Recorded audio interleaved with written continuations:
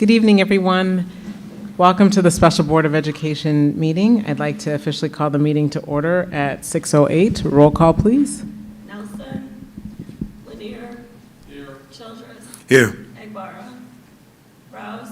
Here. Leedstra. Here. Griggs. Here, and a quorum is present.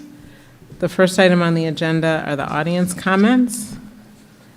And we have a trap. Good evening, and thank you very much. I received and requested the Freedom of Information, and I received it on the 22nd due to the holiday and Dr. Martin Luther King's Day and the snow day. So I've been reviewing the records, and I would like to know that I've noticed a lot of errors, and and I'm going to also speak about today's board meeting. I send them to the board meetings because these errors need to be corrected, and it says the application has been approved, no more updates will be saved for this application. I would like to know, anybody, as an administrator, one would never pay $457,000 for attendance. I mean, and I put in my notes the reasons against paying for this money, and I took it for the $5,000 at $38,200 and $113,257. I, in good conscience as an administrator, would never pay anybody to come to school. Parents should instill the quality of school and their ability to attend school because they want to attend school. What's going to happen when this money runs out and the students aren't paid? That puts a very bad taste in their mouth. And how does it affect Susie over here or Gilbert over there that's not getting paid money? How would it affect them? I'd like you to stop and think about that. Education is something you need to intrinsically think about. You want to do the very best you can with the ideas that you have. You've spent a lot of money, and it's you will spend over $156,000, $457,000 to pay students to go to school, but the improvement of instruction is only given $6,700 for early childhood and emotional issues.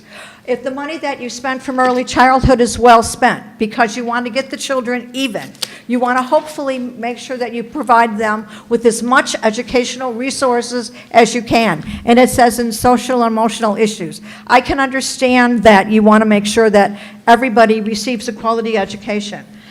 But stop and think about that. Are all the children in special education, early childhood, needing social and emotional needs? Okay, that's another issue. And I'd like to know, we've talked and we've been watching numbers, and we've been working, you have been working with your wonderful staff about decreasing the number of discipline issues, and you want to increase attendance. I'd like to know, you spent $18,000 on bullying. Are these topics getting any better? Have we seen improvements? Have we seen improvements in these issues? Now, you're paying for counseling for parents, and you're paying counseling for students. Most parents have insurance, whether it be Medicare, Medicaid, insurance. Students have insurance. Many school districts provide counseling, but they also charge the parent back on the insurance.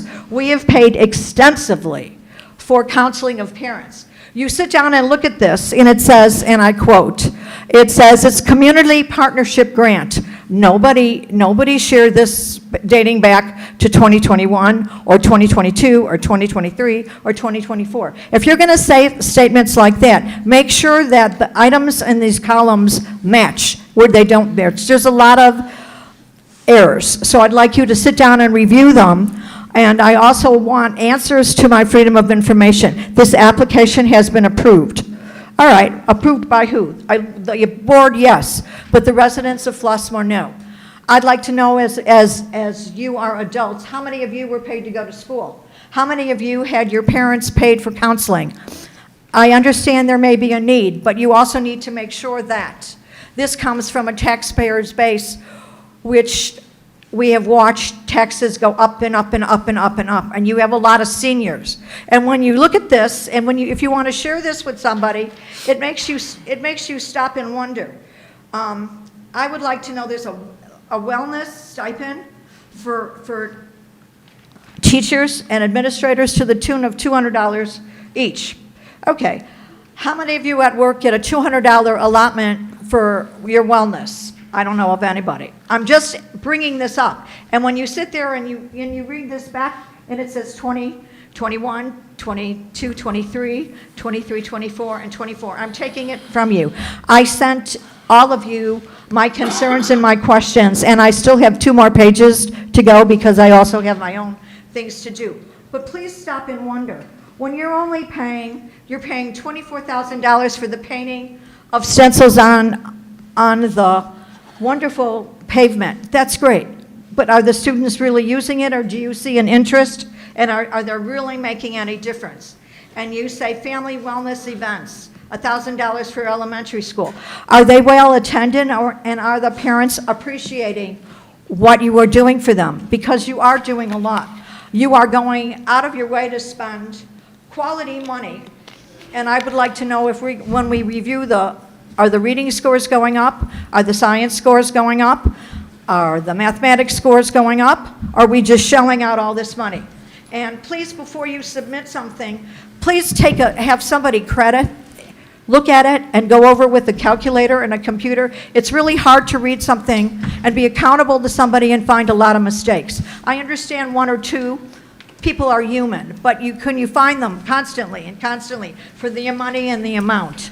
And just make sure that you represent and spend Flossmoor's money like it's your own money. Just because you have a partnership grant, you don't have to pay students $157,000 to go to school. And I thank you for that. And I'd also like to thank the board member for bringing it up. I would like to know how many of you ever received a card from Amazon just because you went to school. You'd run through the door and you'd go to school because you wanted to go to school. Just think about it, how it's going to be when the money runs out. And I thank you very much. And the goals, we need to make sure we still increase our language arts goals, our reading goals. Make sure that we decrease the bullying numbers, and the attendance issues need to come up. And please, $156,000, if you're going to pay for it out of your own money, I don't have any problem. And yes, it came from a grant, but the state of Illinois is in disarray already. And please check these things before you submit them. I thank you for the opportunity of allowing me to speak, but it really issues. And I did do this for the Freedom of Information, and I didn't pick it up till the 22nd due to the holiday for Dr. King and the weather day. So I did send you stuff, and I have 2 more to do, which I will do tomorrow. And I thank you for this opportunity of allowing me to speak. And make Flossmoor strong again. Make sure children run through Flossmoor. Make sure that the parents are there because you want to be there. And think about that. And I thank you. Thank you. Okay, the next item on the agenda is an executive session, if it's needed, for item 7. So if the 6 or 7. Oh yeah, 6 or 7. So are there any board members that need the executive session for item 6 or 7?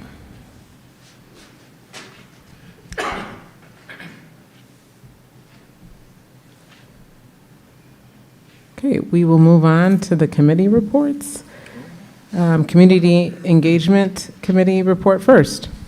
Yeah, so Community Engagement Committee met last week. Feel free to hop in, Christina, when you have if you have anything else to add. For the most part, we focused on the end of the year activity, getting ready for the end of May, and then our beginning of the year kind of welcome back to school party event that we participate in that's led by the Village of Flossmoor. That happens in August, particularly around the changing date of our school calendar for the 2025-2026 school year. In that in the last several years, we have 3 institute days, Monday, Tuesday, Wednesday. Students show up on Thursday and Friday, and then we have our back to school event on that Friday. Yeah. This coming school year, we have a full week of school. So there was just some conversation on, do we put it the Friday before, or do we have it the Friday of that week? We talked about extending the time a little bit. Remember that this was fundamentally changed because of concerns about the movie going into the evening and kids being unsupervised at Flossmoor Park and kind of in that area. So we went from 4 to 6 last year. We know that we need to order another 150 Italian ices. I think we're going to push it to 800 this year. We can get there. We did 800 2 years ago. So we know that there's the demand out there. So we'll make sure we have enough Italian ice, but we're also trying to extend the time just a little bit based on some parent feedback to give parents an opportunity to get home from work, participate in the activity. You know, they can still see their friends. We don't have the movie, that's okay, but still give our families an opportunity to get home, walk over to Flossmoor Park or drive over if they're going to do that, and then just have some camaraderie. Christina, anything else? We talked about the Studer survey. Yep. Oh, yeah, we talked about the Studer experience surveys. We have punted that to May. The reason being the 5 Essentials window was pushed back. Those are going to conflict with each other. 5 Essentials window is mandatory.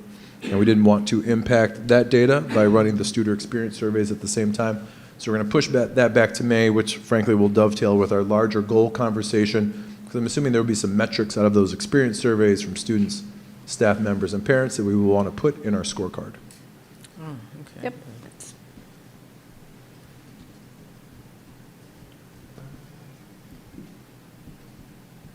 Are you getting any more members of the community to participate? Oh, we have 2. Yes, we have 2 that good. have come out. Good. So Excellent. it's 2 more than last year. Yeah, So that's great. Good to increased by hear. 200. It's always nice to have new voices and new opinions. Yeah, It's good. Yeah, just help us definitely. see things from a little different Yeah. angle. So, Absolutely. you know, on our end, I think if there's Good. additional opportunities, we're more than happy to welcome our parents. Good, wonderful. Okay, learning and instruction? Yes, we also had learning and instruction. Board members Childress and Rouse, feel free to hop in if there's any other pieces to add. But for the most part, we spent the bulk of our meeting talking about just standards-based grading, how that's going, not only from just kind of a theoretical perspective, you know, who's visiting, what are they seeing, you know, what are the big rocks, but also down to some of the real pieces around how are we making sure that our parents have information that's actionable? Are we keeping the grade books up to date? Are we making sure that everyone understands what's coming, that the students are, I'll take the students out, that we have a clear line of communication from the classroom to the family room in helping parents understand, yes, it's not A, B, C, D, F like it used to be, but here's the additional information, but also here's what you do with that. Other pieces that you would add to that? I'm trying to look. I guess some of the just parts to consider moving forward are what are in the short term, modifications that need to be made during quarter 3 and quarter 4, as well as more going into SY 25-26, and how we just make the experience better for students, really all of our stakeholders. And so that's just been an open-ended conversation. Really appreciate our guests that showed up as well. Thank you. So either from community engagement or learning and instruction, there's nothing that you need the board's voice on, anything upcoming in terms of a vote that could be coming or anything that you want to run by us?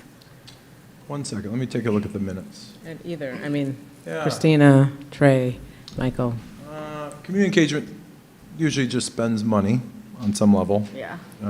But within our budgeted amounts, potentially learning and instruction, I think, particularly around, I think, the larger goal-setting conversation, that's going to be a good group. I think we can at least begin to maybe narrow down some of those items, so I would expect that to come back to the board over the coming months. We did have it on the agenda today, but we spent quite a bit of time on standards-based grading. I think what will come back to the board really is what Board Member Childress kind of teed up for us. What are we going to do between now and May? Okay. Also, what are we doing in 25, 26? What does that look like from a professional development perspective? What does it look like from a procedural perspective, from a parent development perspective? So I think those items would come back to the board. Amabel, would you agree? Would there be anything else kind of? Especially some maybe new development around data warehousing, yeah, connections with the high school district and articulation meetings. I think also not necessarily a vote or money to be spent, but further conversations around connections with the high school districts and how are we sort of communicating that path for all students from elementary to high school. Is there anything in particular, I'm speaking specifically about HF because they have the new building and the, like the push for culinary and for STEM. and technology. Is there anything that we're doing on that end and like thinking about through the lens of learning and instruction that will impact what we're doing at the middle school or elementary at all? Yeah, I think that's part of the continued conversation. We spent a little bit of time in the Learning and Instruction Committee meeting, talking about our recent articulation meeting with the elementary school districts as well as HF to set some of those long-term targets so that we can be preparing students for the future developments at the high school. Okay, all right, thank you. Okay, the next item on the agenda is the superintendent's report. Yes, thank you for that. Well, good evening, everyone who's in attendance here in person, but also everyone who is online. I really appreciate you being here with us tonight. Since our last meeting, we did celebrate the Martin Luther King Jr. Day of Service on January 20th. I just want to give a huge thank you to our staff members, our students, our parents, community members who volunteered at the event. It was amazing to see the crowds out, opportunities for people just to sit in a different setting. They may not have had an opportunity to talk and really just spend some time giving back to the community. Those opportunities are rare. And so, you know, it's really nice that the Day of Service has become a tradition. It is becoming part of the fabric in our school district, something that we just focus on every year. We know that it's coming, and we use that time to give back. It's every school finding its groove, but as a district, filling a role in our larger community has been very positive. We have a lot of activities coming up this week, including the Serena Hills New Year Feast tomorrow at 5:30. On Wednesday, we've got the Heather Hill Family Reading Night at 6 o'clock. And then on Thursday, we are hosting the District 161 Spelling Bee at Parker Junior High, always from one Knights of Columbus Spelling Bee, 7th grade Spelling Bee champion to the rest of the team. I wish everybody luck. It's always great to see the Spelling Bee. It's just one of those legacy activities that is really fun to see. So it's hard to believe that we're coming to the end of January already. As we begin February next week, I do want to remind everyone that there will be no school on February 7th, which is a Friday because of a Teacher Institute Day. We're finishing up, well, actually, we're starting some installs, frankly, for next year, looking at some different materials and practices that we'll want to launch next year as we get the 25-26 school year started, but also digging into standards-based grading and continuing that work as well. That's the end of my report. Thank you. Any questions? Okay, the next item on the agenda is the consent agenda. Oops. May I have a motion to approve the consent agenda, including Personnel Report 25-014, the FOIA requests, So moved. and Board of Education executive session meeting minutes? Second. So moved. Roll call? Lanier? Rouse? Yes. Childress? Yes. Nelson? Yes. Leestra? Yes. Griggs? Yes, and the motion passes. Okay, the next item on the agenda is our one action item for tonight. May I have a motion to approve the resolution to not approve the resignation of Susan Prouty, who resigned during the 2024-25 academic school year? So moved. Second. Roll call? Rouse? Yes. Childress? Yes. Leestra? Yes. Lanier? Nelson? Yes. Griggs? Yes, and the motion passes. Okay, the next item on the agenda are the discussion items, and the first one is the annual investment report. I feel like we should have had flowers or something. Something, right? Didn't think about it until right now. I can't believe you're not going to be a thorn in my side anymore. Boone Township Treasurer. So he usually comes here every year and gives his investment report, as he will now. But I just wanted to say thank you, Rob. You've been great to work with, and we expect to see you around anyway. But Rob is retiring June 30, so this is kind of our last hurrah for Rob. Rob is a product of District 161 schools, and his replacement will be a product of 161 schools, so we can be very excited about that as well. But, Dr. Grossi, take it away, sir. It's good to see you. Yes, well, I guess I'll start by, as Fred mentioned, I'll be retiring June 30th. Still be working with school districts. I want to thank the district for allowing me to be the custodian of your funds for 35 years. So it's been a long time. I've seen a lot, and my journey started at Serena Hills as a kindergartner. Wow. And so this has always been a special place to go to. 161 and home at Flossmoor High School. So again, thank you for trusting in me, and I'll still be around, but this will be my last official meeting unless you ask me to come before June 30th. Otherwise, I'll say no. But tonight we're talking about the investments for the fiscal year ending June 30, 2024. For the fiscal year ending June 2024, the pool generated $20,100,000 in interest to the 20 school districts we service. Funds received during the fiscal year were generally placed in investments that yielded between 4 and a little over 5%. At the end of December, the yield on the portfolio was approximately 4.5%. On June 30th, the pool had approximately 400 different investments, and we had CDs in 40 different banking institutions. District 161 earned $1,014,000 in interest during the year from the pool. When you include the interest earned from the bond escrow, the district earned $1,263,000 in interest earnings, which, obviously interest rates have gone up, but that's significantly higher than it used to be. This compares to the district earning $520,000 last year. So your interest earnings more than doubled. Nice. If you turn to page 4, interest rate movements and economic outlook. The portfolio is very limited in what we could do. We're limited in the type of investments we could invest in, and also because our most important criteria is to match cash flow needs, making sure that there's funds liquid to cover payrolls and bills for all the districts. Most of the money is invested short, and as a result, what the Federal Reserve does in terms of lowering and raising their rates is the main driver of our rates. The Federal Reserve has 2 primary objectives. One is to keep inflation low, and one is to keep the economy and employment high. So when the economy is doing bad, the Federal Reserve lowers interest rates, hoping that people will borrow money and stimulate the economy. And when there's a lot of inflation and they want to slow things down, they'll raise interest rates. So because inflation has been so high, historically high, interest rates got historically high. Or not historically high, but very high. But if you look at the bottom of page 4, you can see that inflation has dropped. So inflation, which was 7% 2 years ago, when the board approved its tax levies in 22 and 23, it was a 5% increase, but inflation was actually over 6%. Last year it was 3.4, the levy that the board approved in December, and then when the board approves the levy next December, it'll be 2.9.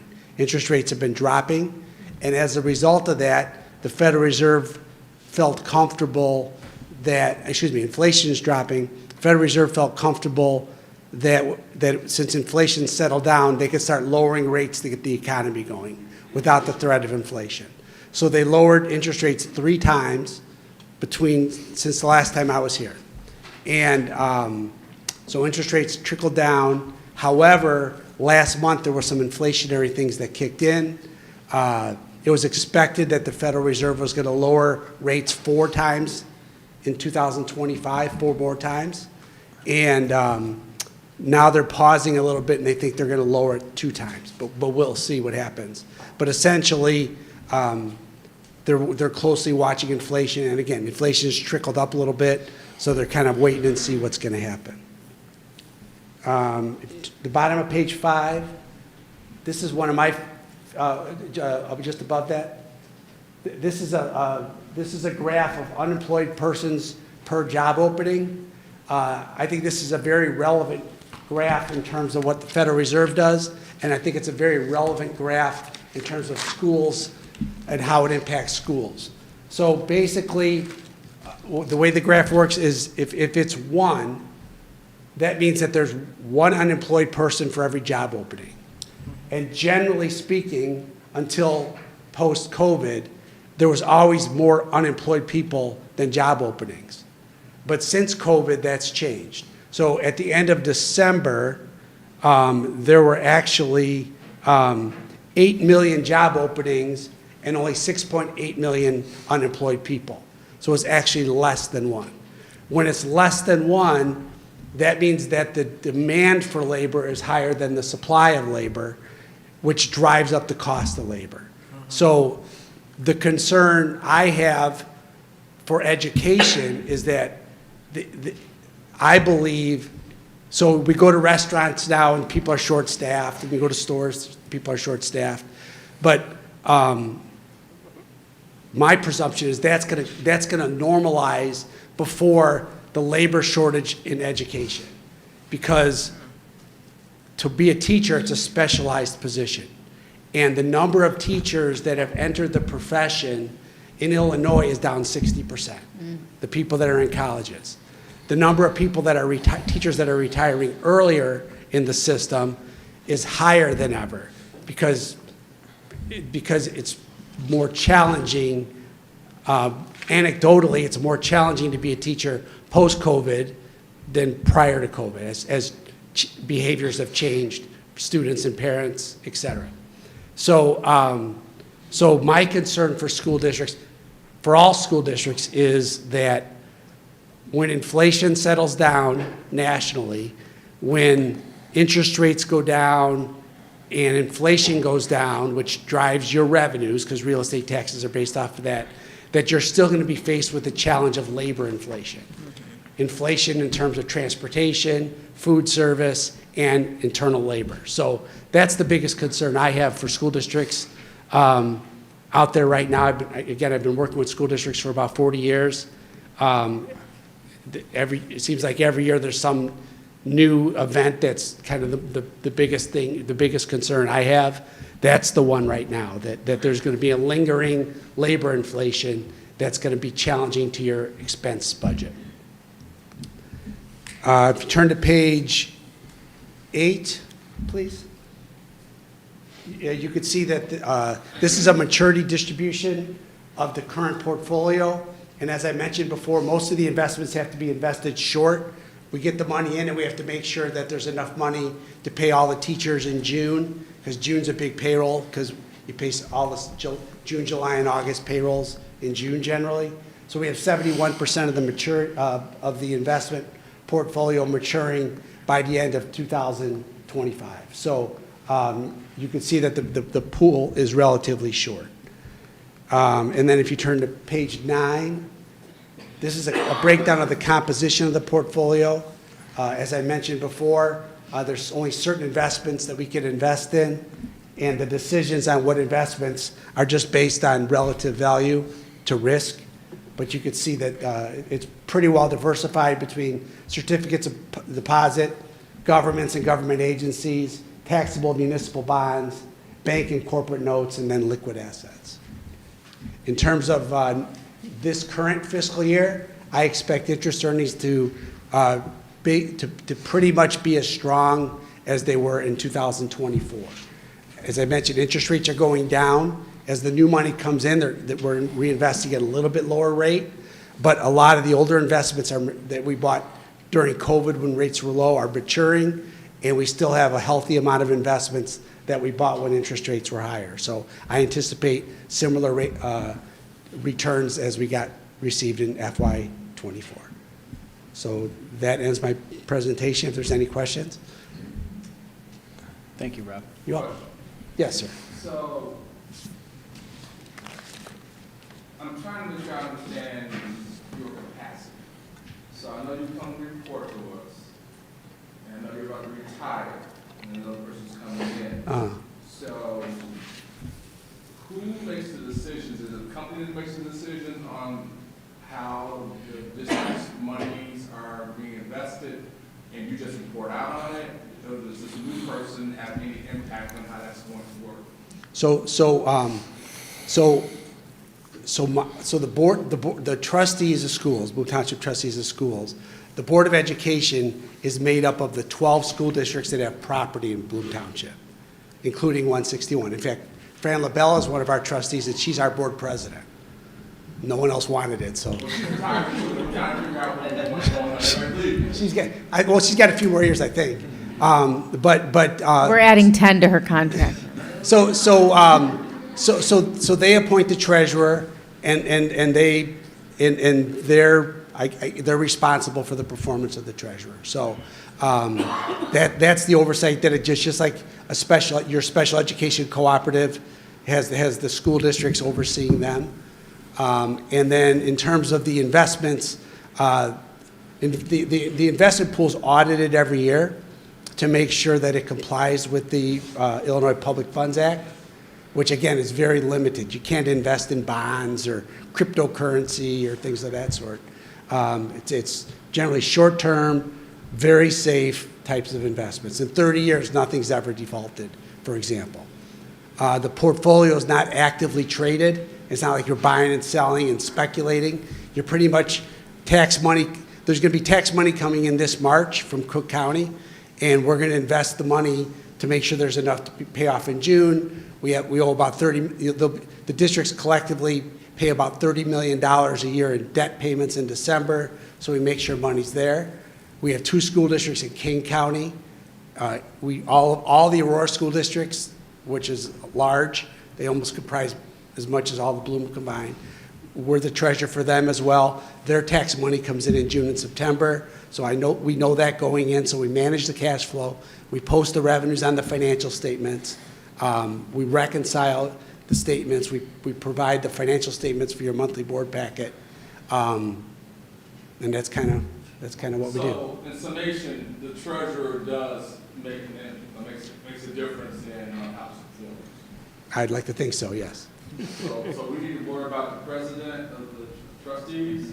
Yeah, anything going forward, blame her. Okay, thank you. All the credit you could give to me that I set up a good system. If it goes bad, blame Fran. Thank you. You're welcome. Good luck in retirement. No, thank you very much.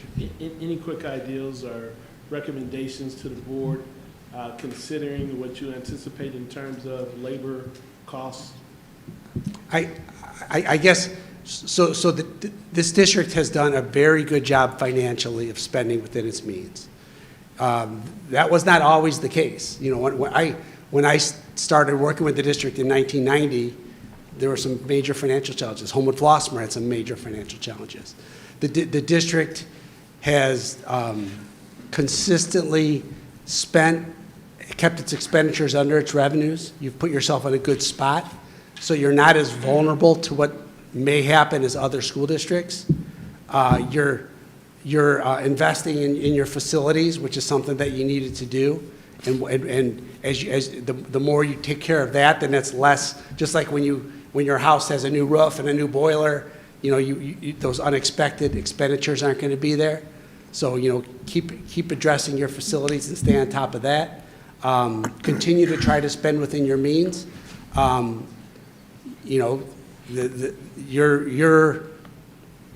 gap between, basically the gap between the rate of inflation and your expenditures are what's going to determine your long-term financial condition. The state of Illinois, I'm always worried about. For 40 years, I've always wondered where they come up with the money to fund schools, but they always come up with it. So I'm not going to be the boy that cries wolf. But they did just announce that they're expecting a $3 billion deficit next year, but they still plan on funding education by $350 million. You know, I don't know where it comes from, but we get it every year. So you see, but monitor Springfield. You know, Dana and Fran are in different groups that closely follow legislation. So, you know, but unless something funky like that happens where the state has to, again, I'm not saying that I think it's going to happen, but if the state shifts pensions or something like that, those are the only vulnerabilities. I think outside forces are the only thing that can really affect your district because you've created such good financial mechanisms within your building. So I think that you guys should be in solid shape and just keep monitoring it every year. The schools I work with, I always recommend that they do 5-year financial projections and make decisions based off of that. I think that's a really important best practice as well. Thank you, and congratulations on your pending retirement. Thank you. Thank you. Thank you. Thanks, Rob. Have a Take good care. day.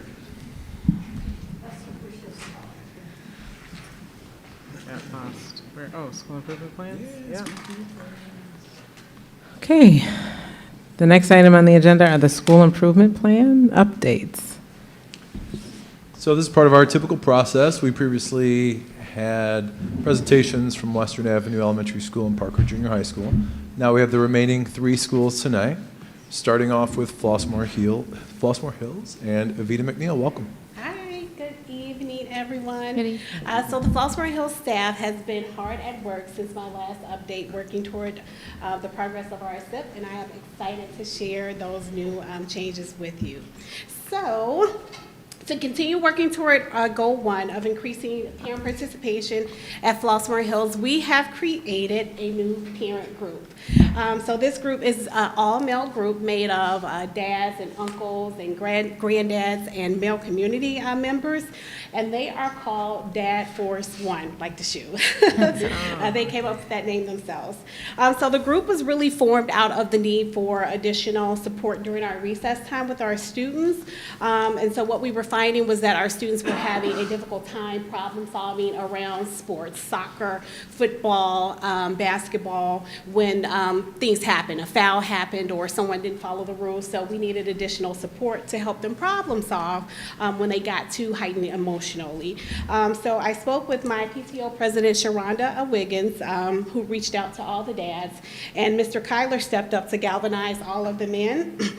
So we have a really great group of men that come into our school every Wednesday morning to welcome our students into the building, to encourage them for the day, and to really kind of help them get over the midweek hump. And it's really something to see the men out there with megaphones welcoming all the kids inside the building. So they've been hosting an open gym to work with our students on sports and teaching problem-solving skills for recess. They also came into the school and went to each classroom and handed out rubber bracelets with motivational sayings on them, and spoke to all the students to encourage them before we had our winter math testing. And then recently, we collaborated with HF Viking Television to feature our dad's group. So Mr. Soselski is the club sponsor, and his student producers, former Parker students, and we were really glad to see them, visited Flossmoor Hills to get footage of our dads and students in action and to conduct interviews for the story. So we are looking forward to this continued partnership with Dad Force One and how it will continue to positively impact our student body. So we also had the opportunity to host our Parent Academy Night right before parent-teacher conferences were held. We collaborated with Ms. Crawford and Mrs. Bolenbacher and presented information on the implementation of standards-based grading at Flossmoor Hills. We shared district information and resources, and we talked to our school families about our family data talk form, which we send home on a weekly basis.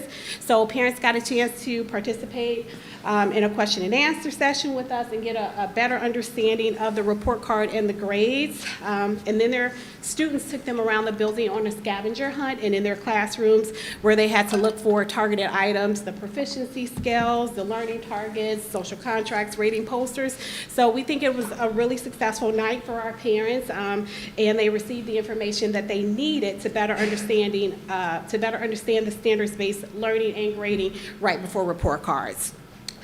So moving on to goal 2, as we continue to deepen our understanding of SGB as a staff at Flossmoor Hills, we had an amazing opportunity to share our progress, the progress of our learning and the awesome things going on in Flossmoor School District with Portage Park Elementary School. It's a school in Chicago Public Schools. So Debbie, our Marzano coach, connected their principal and myself because they are in the beginning stages of implementation for standards-based learning. So on January 14th, we rolled out the Flossmoor hospitality to them, and we welcomed a team of 10 teachers to visit our school. We were joined by Dr. Smith, Ms. Crawford, as they observed our classrooms and focused on, again, those proficiency skills, our data talk forms, and how our students actually articulate their learning back to the teacher. And then we were able to have an SVG roundtable with a small team of teachers from our staff and that team of teachers where our teachers were able to answer questions about skills and our grading practices. So Portage Park was very complimentary to us about our high level of engagement between our students and our teachers. And so I am just so incredibly, extremely proud of the Flossmoor Hills staff and our instructional coach for all that they have done. I'm thankful to them for their dedication and their commitment to learning. This visit really validated our team of teachers around SBG, of course, as it's still new. To them, it allowed them to see how much they've grown from last year to the point where we are now when we started this work, and for them to be praised by an outside school for their learning thus far in our journey. So lastly, we are now working on drilling down with our winter data to see where we need to focus our efforts moving forward. We're celebrating our math growth, and we're looking at next steps in reading to see how we can continue to grow in that area. And that concludes my report. Any questions? I was happy to hear you talk about the students and how they felt about the shifting into the grading and the standards-based learning, because I think we always focus on the parents and how the parents are going to, and I think our youngest people are the ones, youngest middle schools, whoever it is, our students are, sometimes the forgotten. It's happening to them, so it's nice to hear. Yeah, and they are excited. When we send home those weekly data talk forms and they practice with their peers, knowing that they will take those home to their parents, they get excited. I mean, and anyone who, comes into the room, they want to share their learning, where they rate themselves, and their understanding. So it's really a joy to see them being so involved and so invested in their own learning. All right, thank you. Thank you. Thank you very much. Thank you. Next up, we have Principal Hum from Heather Hill. Welcome. Good evening, members of the board. Dr. Smith, thank you for the opportunity to be able to share the wonderful things happening at Heather Hill. We've been very busy bees at the Hive, and we're going to share a little bit of some updates that have been happening with our school improvement plan. Again, working on, and actually maybe, I'm sorry, should I just go over the pictures really quickly? We have working on reading and writing stamina, targeted small group instruction, and celebrating student success around our CKH monthly goals. Thank you so much. So for goal 1, focusing on our collective responsibility and quality of student discussions, you'll see again that theme throughout our school improvement plan, focusing on the quality of student discussions, both in social emotional learning as well as academics. We've spent time as a staff working through and discussing accountable talk stems and how we support students in those discussions, agreeing with one another, building on one another's ideas and how we move forward, both in our daily social emotional learning lessons, within our inclusive homerooms, as well as our academics. We've been working on increasing collaborative practices with staff, sharing ideas across grade levels, what's working, what ideas are moving forward, and how do we work with one another on those ideas, going to visit other classrooms and seeing what other teachers are doing in their classrooms to bring back and to share. And then, of course, student recognition for positive behavior. As you saw in the picture on the first slide, we're really focused on celebrating students that are exemplifying the skills that we are working on in those daily social emotional lessons. And you saw a picture of students working on responsibility or exemplifying responsibility in December. January is focused on respect. And we utilize our PBS Cool tools and different strategies to help students learn the language of how to discuss their feelings and ideas around those social emotional lessons.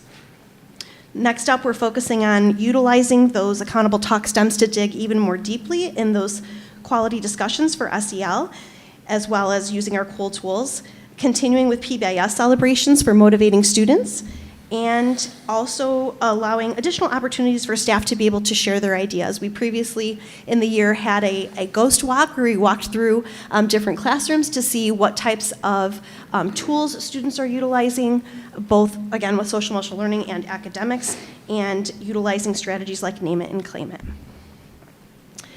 For goals 2 and 3, focused on ELA and math, our work has really been focused around targeted small group instruction. At the beginning of the year, we spent a lot of time talking about our NWA learning continuum and digging more deeply into student needs, both individually and across grade levels, about how students, what support students needed to be able to move forward. We've shifted the conversation more so, we're still utilizing NWA learning continuum, but also making sure that now that we are well into the school year, that we are utilizing our common assessments as well as classroom assessments to make those decisions, and utilizing exit tickets to determine how to group students and really focus on what's needed in the moment. We've been talking a lot about reading and writing stamina. This is an area I know that all schools shared when we talked a lot over the summer with our school improvement plans. How do we continue to make sure that students are motivated and engaged in reading? And so we are sharing ideas in ways that we are motivating students both outside of the classroom and inside the classroom to be able to read daily, write daily, respond to reading, and focusing on making sure that we are continuing to build and grow that over the course of the year. Foundational skills has been a real focus area for us, grades K through 3. We've utilized phonics screeners to help us become more focused on what we know students need and break those down into targeted small groups for those skills, as well as introducing informational text, and we did see some growth with a focus on that area as well. For our goal setting, moving forward, we're looking at what particular goal setting forms will help us be able to have students be able to explain their thinking, not only around mathematical practices and ELA, but talking through how to continue to rate themselves on the proficiency scales and what their current level of understanding is and how to continue to grow to the next level. And then, of course, our mathematical thinking and problem solving, taking those accountable talk stems and really making sure that students are utilizing that academic vocabulary, sentence stems through workplaces, and having deeper conversations about their strategy use and thinking. Are there any questions? Thank you. Thank you. Thank you. Definitely not least, but certainly last. Serena Hills, welcome, Beth. Good evening, everyone. Thank you. Thank you for the opportunity for us to share the great things that are happening at Serena these days. We're going to begin with our School Improvement Goal 1, working on our building leadership team. They did a deep dive into the 5 essentials data, and through there they arrived at the areas of collective practices, program coherence, teacher influence, and student and teacher safety. And once we dug into those and evaluated some of the questions, it gave us a path forward on some things that we could do to clarify some misconceptions that possibly might be happening with what the questions are asking, and then also set some procedures and things into place to help us. So we were able to better understand the staff and the students' perspectives once we started digging. They offered us an opportunity to clarify the questions that possibly might be misunderstood, one being teacher influence for budgeting. Our teachers were saying that they didn't have any influence in budgeting, but yet while we don't have a structure here in Flossmoor set up where the teachers contribute to the budget, that's a grant, but they do have the opportunity to ask for items, make suggestions and things like that on things that would be purchased for the school. So they do have some influence, it's just not, they don't make the budget per se. So from there, our action items, one that was revealed for the student safety was that children were saying that they didn't feel safe in the bathroom, so we set up a whole new system for hallway bathroom usage. With passes, there's a limited amount of students that are allowed in the bathrooms at a time. The passes are on magnets outside the doorway. The students know that there's only 3 students in the bathrooms at a time, and it really has curbed any behaviors that are happening. And we've been doing some just verbal check-ins, how you feeling, how's it going, those kind of things, and those kids are saying it's a much improved system. Then the BLT has also created a presentation with the 5 essential questions in these areas, and they're going to share those at a upcoming faculty meeting to facilitate discussion and maybe provide clarity or evidence for those areas of things that we're doing that people might not realize tied to those areas. Then for our goal 2 and 3, Michael, you'll be really happy. We are focused on math. We are focused on math right now. We are reviewing mathematical strategies. We're implementing daily math talks. We are daily practicing IAR released items. And then additionally, we are right now having weekly professional development meetings with our grades 3 through 5 staff, exploring the progression of skills and standards, and connecting the content to each grade level through IAR items and the 8 mathematical practices. And why that is important to us right now is it will improve our student achievement and our mathematical proficiency. We don't want to just teach them the tricks. We just had a faculty meeting with this group last Thursday where our article that we talked about was Nix the Tricks. We want to make sure that they have good proficiency in the area of mathematics. They understand the multiple strategies that they can use. They understand the why behind what they're doing. Lots and lots of talking, conversing, discourse happening so kids can explain themselves and explain how they arrived at what they arrived at. And if they didn't, let's talk it through and problem solve together. Maybe try a different strategy. Additionally, finding that voice through discourse will carry over into other subject matters as well. It also makes active participation in our math block, so it may make it more accessible, more enjoyable, maybe relieve some anxiety since it's a little bit more of a group process instead of an independent process. They're practicing daily with IAR released items, exposure, exposure, exposure, exposure. And then professional development for our teachers. They're gaining a deeper understanding of mathematical concepts and allowing them to explain ideas clearly and efficiently. We sat with our teachers and showed them a Graham Fletchy video this last week, and it followed the progression of third grade, the multiplication through third grade, through fourth grade, through fifth grade. So the third grade teachers can see where the kids will need to be in fifth grade, and the fifth grade teachers can say, oh, they got this in third, they got this in fourth, now here's how we step off in fifth. These practices also will help foster the habits of mind, those 8 mathematical practices that we need embedded deeply. And so what's next for us? We've adjusted the daily schedule to allow for an additional 30 minutes of time focusing solely on these practices. And then we are having weekly professional development with that staff that will continue through April until we have state testing. And then it's probably our jumping off point. We've already talked as a team with the BLT. This is most likely the jumping off point for our math goal for next year and our practices for the SIP. Awesome. Thank you. You're welcome. Okay, so you mentioned the hall passes. Yes. It triggered a question that my son, who's at Parker, asked me. So I'm going to try to get some clarity now. Explain that to me in a little more detail. Ours are paper passes. The children get one a week, and it has each day of the week. It has their name on it. It would say Beth, and then it has Monday through Friday. And there's a morning time and an afternoon time. We don't limit the children. We don't refuse a child going to the bathroom if they had a third time that day that they needed to go to the restroom. But it just kind of helps curtail the kids who kind of want to keep going. And with changing classrooms for flex grouping, they also might have asked their homeroom teacher, and then they go to their small group teacher. And then they might even go to somebody different for WIN.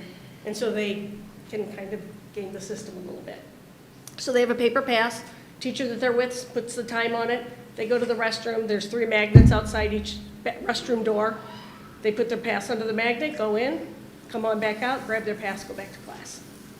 So what was the problem that has now been resolved? To use an old word, tomfoolery. Just fooling around in the bathroom. There were 5 kids in there at a time, playing with paper towels, soap dispensers. Right. So there's no, and I'm trying to picture this issue. So is there an issue with a paper pass? It seemed that because now that we were limiting the amount of students that were allowed in the bathroom, it did make the kids feel safer. I have to clarify, I don't believe there was any unsafe things really happening in the bathroom. It was just, by chance, a more reserved child going in, and some people were fooling around in the bathroom and they didn't feel comfortable walking into the setting because commotion was happening. So it really wasn't a dangerous situation, it was just they didn't feel safe. Okay, thank you. You're welcome. Thank you. You're welcome. Thank you, Beth. It's just really great to see the alignment, not only between the schools, but certainly our department improvement plans and also the larger work of the school district.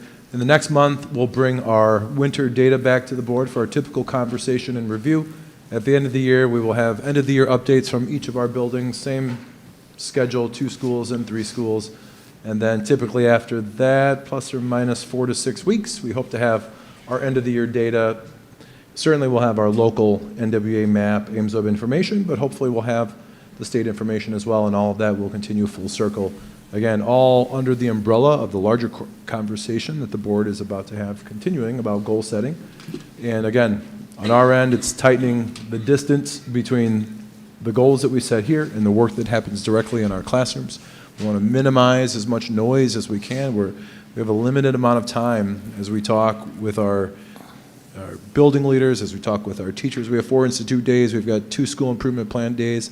Thank you to the board for adding 2 additional half days that we can use next year to focus on this work.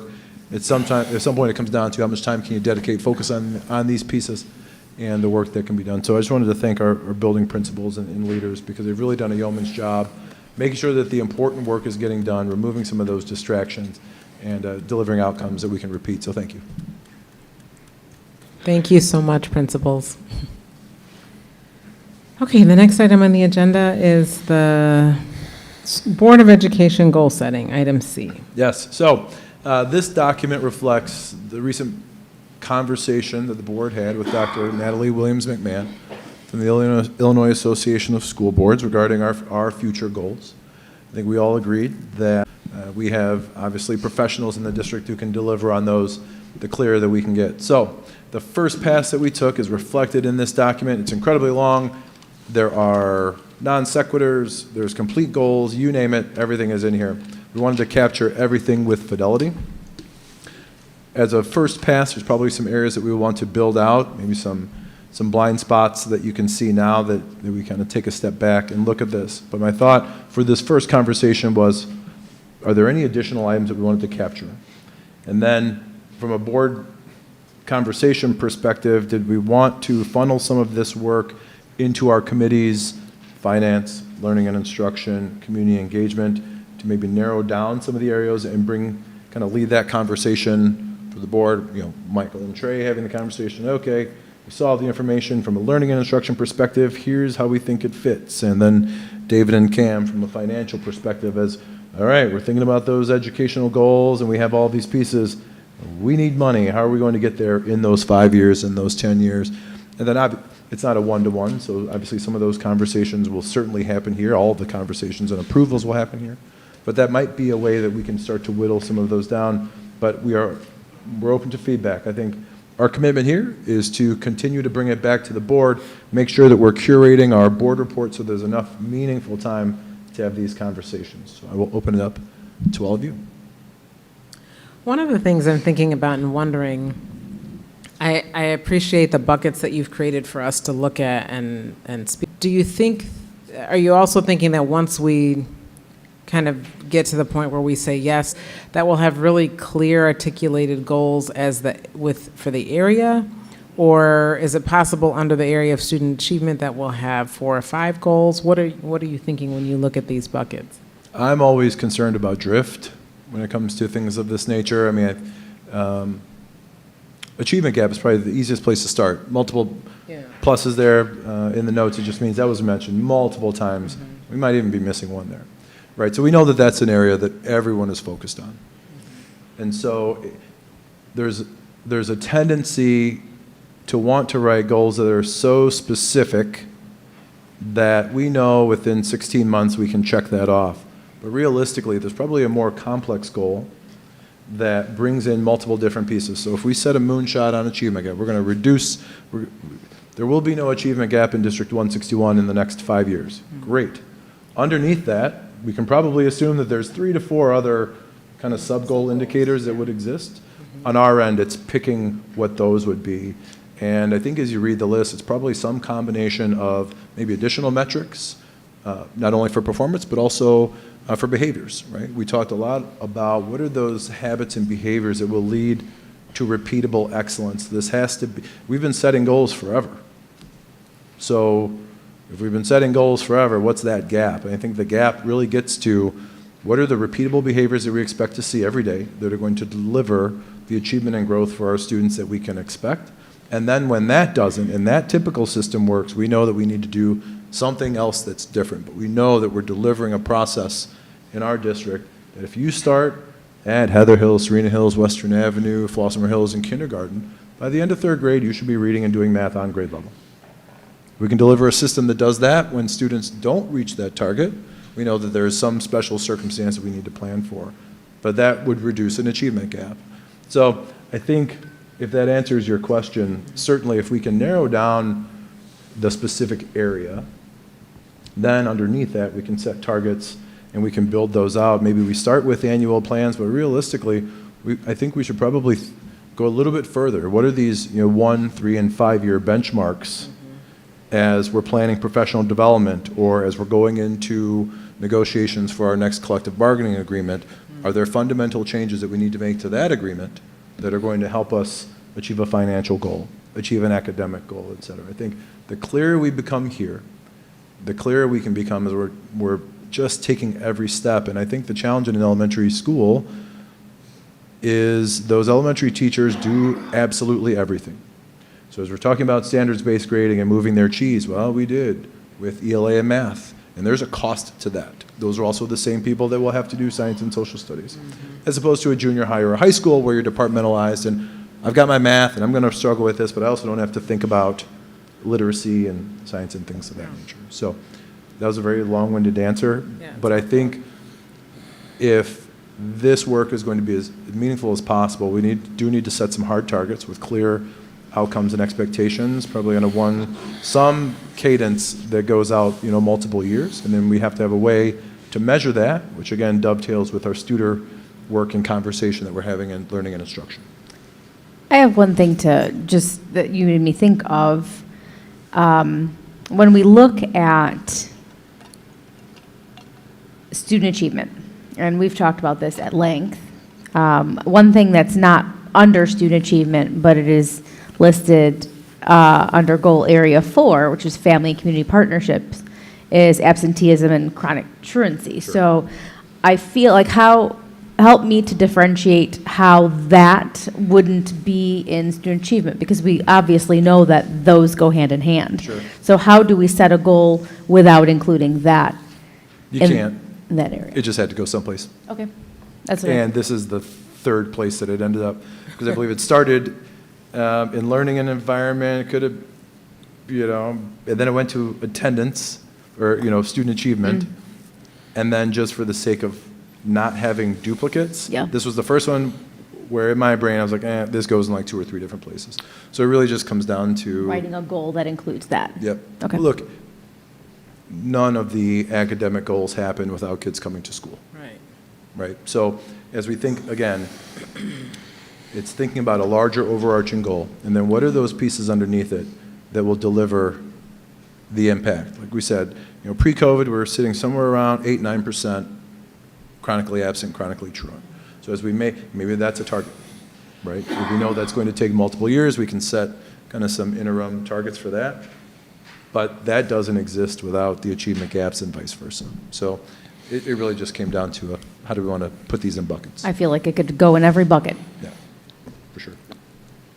Well, I definitely appreciate your stab at trying to create buckets and or organize the very lengthy discussion that we had relative to what we individually thought were most important in a 3 to 5 year strategic plan as a potential option or a goal / outcomes and or quantitative or qualitative measures that would be associated with those particular things. And so, there was lengthy discussion for those of you who weren't part of that. It was lots of conversation, and it was really, what you did, which I appreciate, is I felt while I was listening is like there was a shotgun approach of lots of BBs kind of going everywhere, no slugs, just BBs, right? And now I'm trying to organize what goes together. And I think our very next step is to try to figure out, narrow down what our most important priorities are, strategic priorities are, what are the associated metrics that go along with it, and I think you did a very good job of at least trying to synthesize some of those things. The one wondering that I did have while you were speaking, so I didn't have it in the meeting, but I think is important, is what kind of feedback loop would we have with the people that are actually here, right? And so I know that our voices were represented in the meeting. I would rather be interested into what mechanisms could or should be in place necessary to hear, like, so this is our thinking, right? What is their thinking, and is there something that we haven't necessarily considered that may positively impact how we're thinking about this moving forward? They're as much as a part of the district as we are, you know, in the next 3 to 5 years. So it's just a wondering. Yeah. I think there's an opportunity to build there from a parent perspective as well. I think on our end, it just comes down to when do we create that opportunity? I think if we can, this could be a short survey. What are the 3 things that you want District 161 to accomplish in the next 5 years? Or potentially if we had like a top 5, Sure. How would you rank these, if we got to that part? I mean, I don't have an answer. This is not a loaded question kind of thing, but I was wondering, like, how would we synthesize ourselves and as well as synthesize others' great thinking in order to make something that we're very proud of at the end, rather than just, 7 people sitting in a room hoping that we get it right. I think you're really focused on the right pieces here. These goals are not layups. None of them are. Right? And I think the complexity and the challenge of achieving them, it has to live outside of this room. It's great that we have 7 board members who are willing to stick their necks out and make these kind of goals that are far-reaching. To the extent, though, that we can connect with the community, could we connect with our staff members? Then we can build a coalition. Right?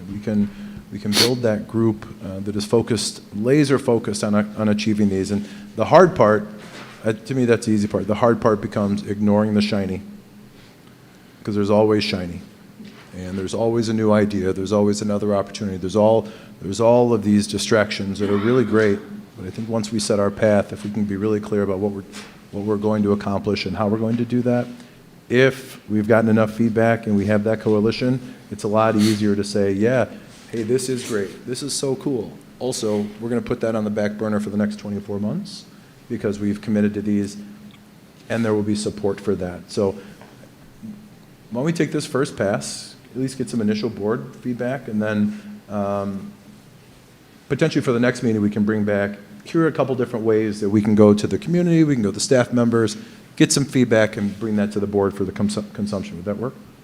Yeah, yes. Okay.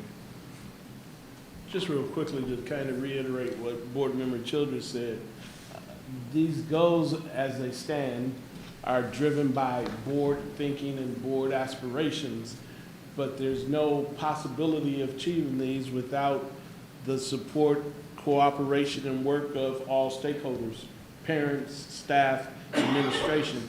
So I just want to support his comment regarding that it is incredibly important that we have teacher voice, administration voice, parent voice as a part of the process before we finalize these goals. One thing that was exciting for me in the meeting was the work and the commitment as a whole to put goals in place that will kind of steer our district, not just for the next year or 2 years, but more long-term. And to put a process in place that ensures that we adhere to our rigorous objectives for our students in our community. So to make that a possibility necessitates that we have the voice of all stakeholders across the different levels of our district. So thank you, Board Member Childress, for that, and I definitely support and speak to that. Additionally, I definitely support the framework of kind of doing the initial scrubbing through the committees. I think that's effective because the work that has to be done will probably start in the committees to make it happen. So I like that as a starting point. Yeah, one of the pieces, Michael, that as I was putting this together, kind of reflecting on our conversations in the retreat, I really wrestled with, and I'm not sure exactly who made the comment, but if you did, please let us know. we can change math achievement by 5% next year. No problem. I guarantee I can do that. But how do we change it by 30% over the next couple of years? Because that fundamentally changes how we approach the problem. For example, if we're just focused on getting another 5% in math, we're going to look at subgroups. We're going to, see, hey, where did we fall down? Which particular test items, things like that. We can deliver it. If we're talking about 30%, though, now Dr. Marty is fundamentally changing how we induct teachers into District 161. Because there's an expectation that these are the practices that we have to see every single day in ELA or math, or as we're training, incoming assistant principals or principals. This is what we expect in District 161 from a data analysis perspective. It doesn't matter if it's behavior or academic. These are the strategies because these are the best practices that will deliver the results not only tomorrow, but in 4 years. So I think it was really powerful that the board kind of separated those two pieces. All of these goals, there has to be habits behind them, practices behind them that will separate everything that we've done in the past, which is good work. I wouldn't change it. But to the extent that we can be laser focused, we talk about repeatability, that's where it comes from.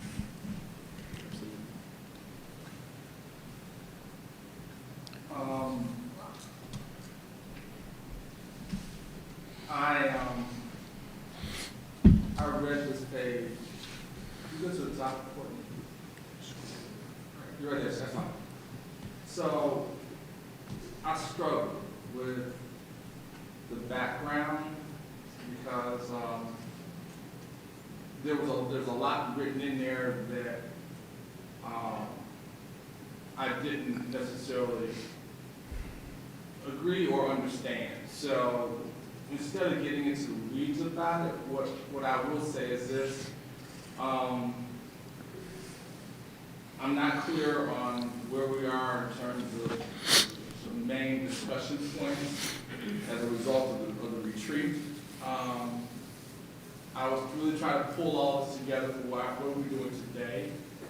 So I was listening, and one of the things that you alluded to that I agree with is that this is a rough list. This is a starting point. And that there are other ideas that may come and spring to this. I also was not clear on where we're discussing the list, the when, how that's going to be added, where it's going to be added, what format, and how does that get allowed. And I'll share all of this in detail with you. But again, it was more that within that first paragraph, there's a lot of things I just didn't understand what you were alluding to, the whens, the wheres, and the whats. For example, once this is completed, well, when, then the board will begin to narrow, okay, well, how, and with what form. So in other words, the report card, there was a lot that I didn't understand. And so I'm sure you have a clear vision, and I'm going to love to hear what that clear vision is because that made it a little tough for me to understand. So then I'm going to wrap it back around to just say this, that I am glad. This is my 5th year sitting in this chair. I'm glad that we are finally discussing goals, and so I'm excited about that. This is truly an opportunity for this district, and so that in and of itself excites me. But again, it's incomplete. And this list of what we're calling goals generically to me is actually a mixture of priorities, goal statements, and goals.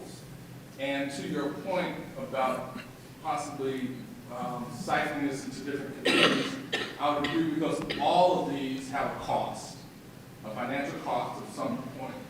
And no matter how we look at this, we have to look at the cost in order to start to prioritize. So we need to have that order, done properly. What comes first, prioritizing or adding the cost to it. Additionally, these items to me need to be further condensed, consolidated, prioritized, and flushed out. Which again, I think gets back into your saying kind of, siphoning that out to the committees to possibly do that. So that would be great, that's gonna be where it's gonna go.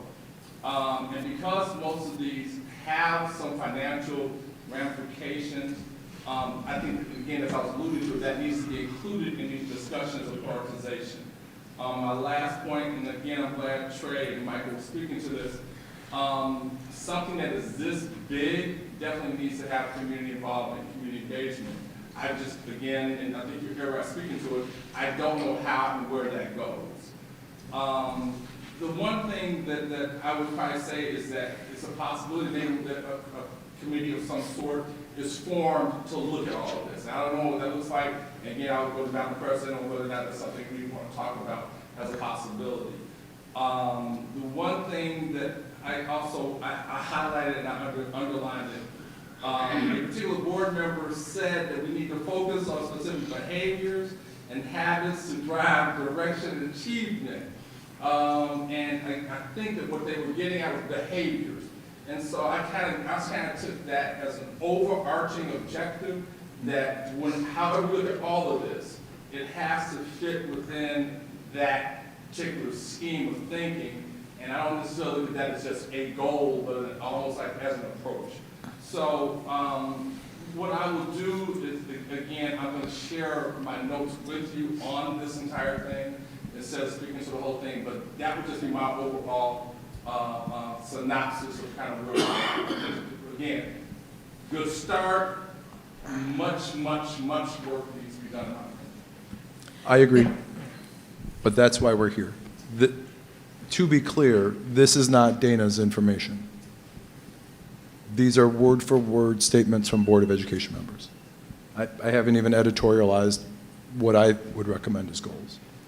And so I'm grateful for your comments, but remember, this is the work that the board did.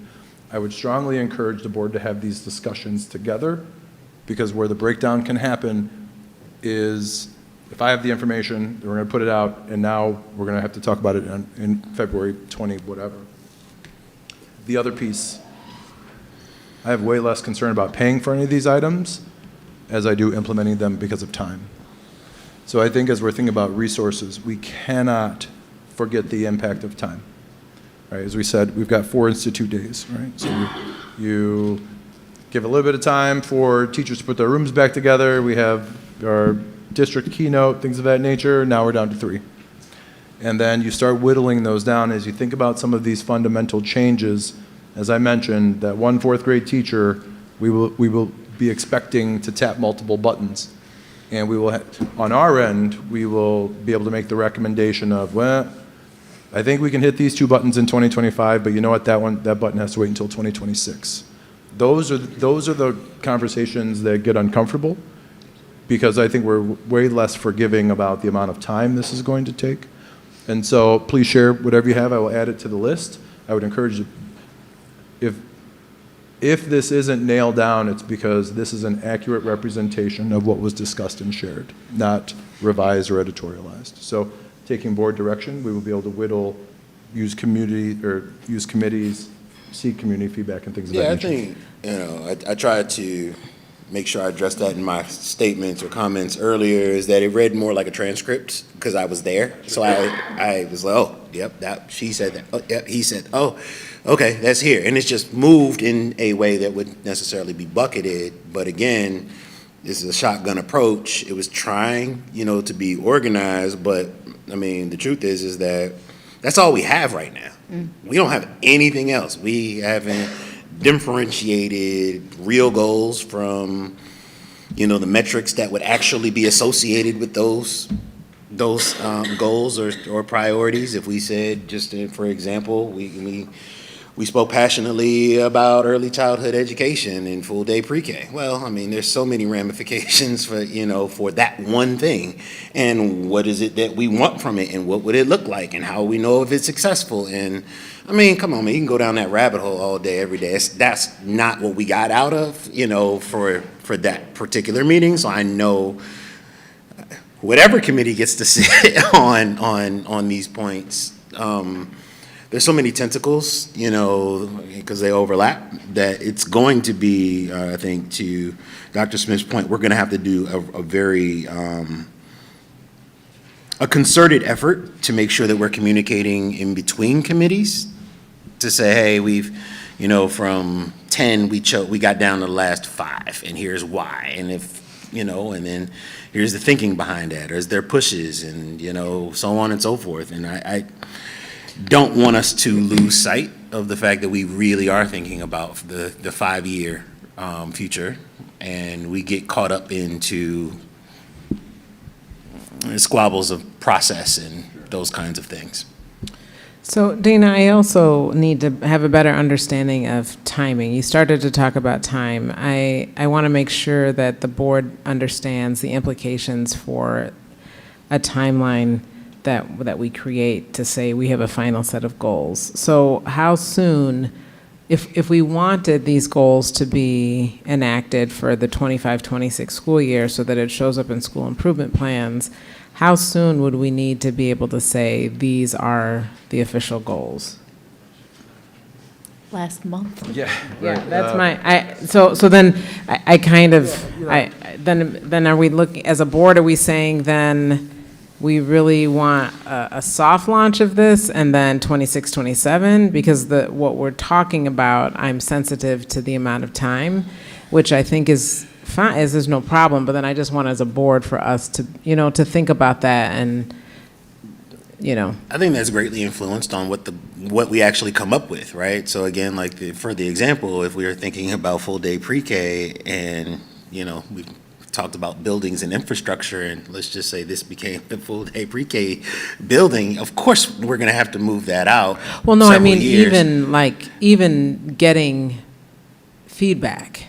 Oh, it's all, but I still would contend January. though that if we said certain priorities that are under achievement gap underneath there, I don't see the lead time necessarily the same way that I would on some of the larger projects. And so, but I mean, even before sooner we get rather to than that, later, it's still Yeah. the answer. Sooner rather than later, so I it think we shows would up need in school clarity. improvement. Yeah, yeah. So it depends, right? So say achievement gap lands on that final list. Yeah. If we decide that achievement gap lands on that final list in July, then the goals are probably preparing the board conversations for a launch in 26, 27, Okay.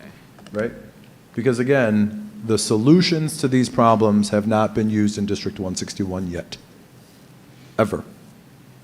We have to assume that because we're not at 100% meets or exceeds on, Okay. right? So I think there also has to be an understanding of the level of problem solving that we're going to have to use for these items will far outpace, again, some of our comfort in the time. So realistically, if we have achievement gap done, we know that achievement gap is going to be on there. Well, then our department plans are focused on it, our school improvement plans are focused on it, and then we're still building kind of the conversation into next year. We can adjust school improvement plans, department improvement plans, all of those items whenever we want, right?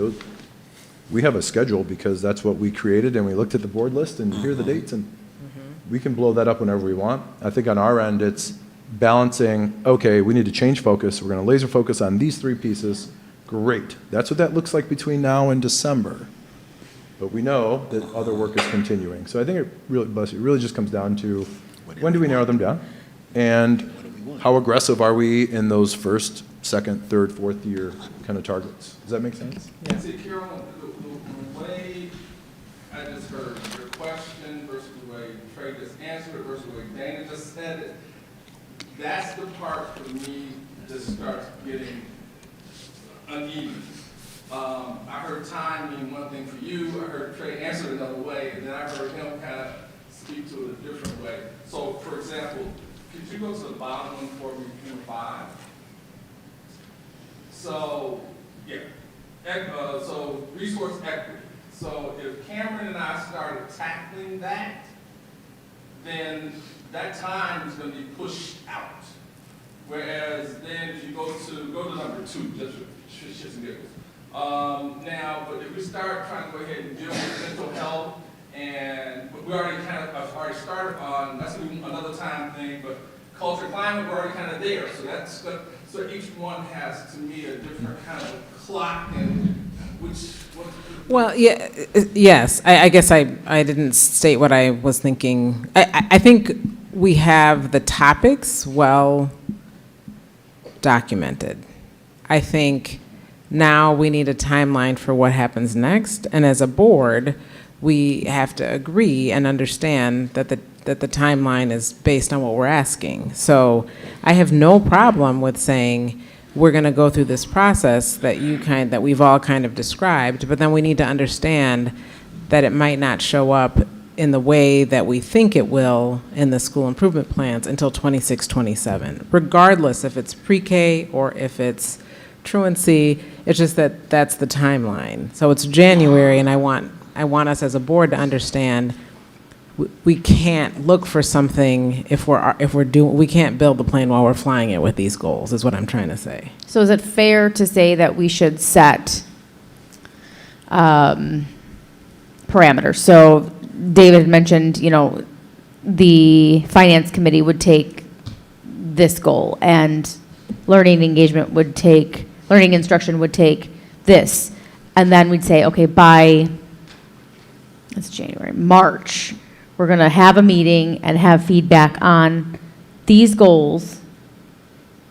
And then we'll literally set timestamps, not timestamps, just a schedule of meetings that we have to report back to the board to narrow down our results, so we can whittle out ones that are important, ones that are not, but also knowing full well that all of the things that are on this list have to be discussed in open session in front of everybody. Yeah. And we have to have these difficult conversations of things that I might not agree with, or Cam might find more important, or David, or whatever it is. So those discussions are going to happen right here in this boardroom.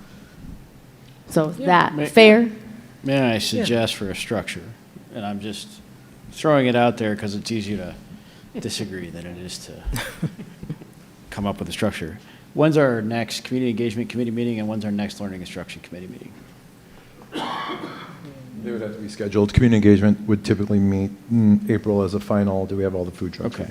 So we can, but we talked tonight about setting another learning and instruction meeting to talk about this specifically. So what I'm thinking is, most of these goals fall under learning and instruction. So most of these buckets to start. So that would be the student achievement, the learning environment, the professional environment. Those three. Yeah. I would suggest, as a structure, the learning engagement committee meet and. Did you just combine? You did, like I did, because I did the same thing. Those three. Learning and instruction. And Is it a smash burger? Is that what we're doing? and come back to us with proposed, here's what we're recommending the focus be. I would propose that community engagement do the same thing. I acknowledge that some conversation between the two committees may be necessary. Yes. My thinking is that when those two committees have a list of recommendations, then finance would need to go through all of them and start putting dollar figures to them. So to make that not take forever, I'm volunteering my fellow board members to schedule additional committee meetings sometime in the next, 30 days. And because even if you did that, it's going to take David and I, and plus the administration needs time to work through this stuff. That would probably, the most aggressive possible way to do this, right? You guys do your goal setting in 30 days. David and I get 30 to 45 days to Community feedback. address the finance piece. That doesn't even leave time for community feedback. I want to talk about community feedback a little separately in a minute, but as initial structure, like what to do next. What do you guys think? I like your initial recommendation. I really enjoyed that this conversation is centered around process and making goals, because ultimately our goals are going to be about the process for getting our organization to where we want it to be. So I like that synergy. I think it's incredibly important that as we work through this, that we tap into the voices of staff and administration more on the front end, because it's definitely going to influence some of our conversations. In addition to that, I highly recommend that we show the progression of our documents. So when we look at this document and we streamline it, whatever goal number we're talking about, we go from this list of however many down to this, that there's a conversation that we can go back and reflect on and engage stakeholders into that decision-making process so that we're able to continuously justify the decisions we've made and provide maximum transparency for our stakeholders. And I think that's going to be very, very critical in the work that we're doing. You all know how excited I am for us to be doing this work. So if I need to meet 20 times in the next 30 days, all right, give me 19. And I'm there because this is an exciting time to see us working towards taking our district where we all believe it can go. So again, got to get the stakeholders' voices in as early as possible and make sure that we are diligent in tracking the transformations from the start to where we are. So Dana, is that a survey that you could easily come up with quickly, like, like Trey said, take these items and number them in number order for just something simple like that? Michael's saying in tandem with the work that you're doing, so perhaps if the committees come up with the first draft, then the BLT gets to look at that, or whatever, gets to look at that too. Sure. You know what I mean? And then third draft, along in tandem, right? I would even step out on a limb and say that we have meetings with the BLT whenever it's appropriate or possible.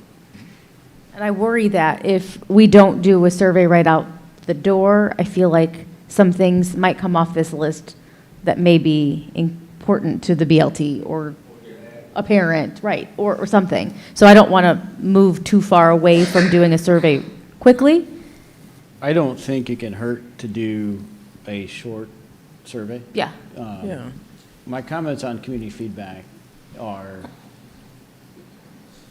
I'll use our typical when we talk to the eighth graders, right, or the Parker kids, and we say, or like we get student government, what do you guys want to change? What's most important to you?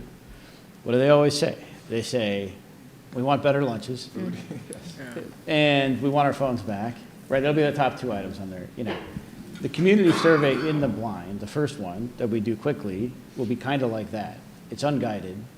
It can't hurt, but it doesn't mean we need to take up everything the community offers. Yeah. I think a second survey, when we refined our goals a little bit, if we're having trouble deciding on spending priorities, is also going to be necessary, because we got to structure the conversation a little bit for the community and say, well, okay, we did our first survey. Here's what we're thinking. Now, tell us where you think we're wrong. Mm-hmm. So I think we're going to have to do that multiple times on the on the engagement piece. For those of you that have gone through the district goals process with the district, I mean, what I hate about the process is, so we hire consultants to run the process. The consultant has no vision for the district. The consultants, with all due respect, they just end up coming in here and they just gather a bunch of people together and they just collect all the feedback they receive. There's no there's no judgment because they don't want to make anyone upset. And so then they just pile it all together and give it to us. And I find that process, I don't want this process to turn into that, because that's relatively unhelpful. Those of us as board members, while we have to survey the community, I think we also have a clear vision for what we want to go, and we should use that to guide the process. I think, yes. I wanted to touch on one thing, because, so when you said give that feedback to the community, so I think we talked about that in community engagement, how we give these surveys and then some parents feel that they don't hear what happened on the survey, right? And there's not a direct line. So, hey, community, this is what you said on our first survey. This is what we got from it. We're taking this information and going back to the board so we can use that. I think that'll be a more clear community engagement line. That was a comment in there in the meeting. I think our most challenging work as a board will be to scrub what the community wants. And that will be challenging, because we have to look from the big picture view and not just what's relevant for that particular child in that particular moment. So we got to say, hey, we're trying to take the district to this point over this course of time. And the community member might be looking at, well, my child is in this grade, and I want this for this grade and this grade, which as a tax-paying person, they're certainly entitled to that. But our vision has to be bigger than just that moment. And that's going to be challenging work. And we have to be willing to step up and accept that challenge. Additionally, let me finish this. Over and over again, the first point of contact in terms of stakeholders outside the board has to be staff and administration. And that will help facilitate our scrubbing of community objectives, because we have to look through the lens of the people that's on the front line on a daily basis to be able to come together with the set of goals and objectives that are meaningful. And we also have to keep in mind that a goal at the board level looks very different than that same goal at a staff level or at a parent level. And we have to make sure that we maintain a high degree of transparency so we can communicate those differences in a way that allows us to keep moving forward. So I think it's incredibly important that we tap into the staff and administration as early in the process as possible so that we're not running down a path and they're like, oh no, this and this issue will be faced if we go down that path. We need to leverage that expertise early. I agree with kind of what you guys are saying, but I guess the lead. But Cameron, to your point of the survey, from the Green Survey, is it possible for the administration to, without hiring outside consultant, to put together some survey design that doesn't go all off? It's not possible. It's Or, not? in my opinion, the proposal that was made earlier, something simple like, what do you want to see happen in the district?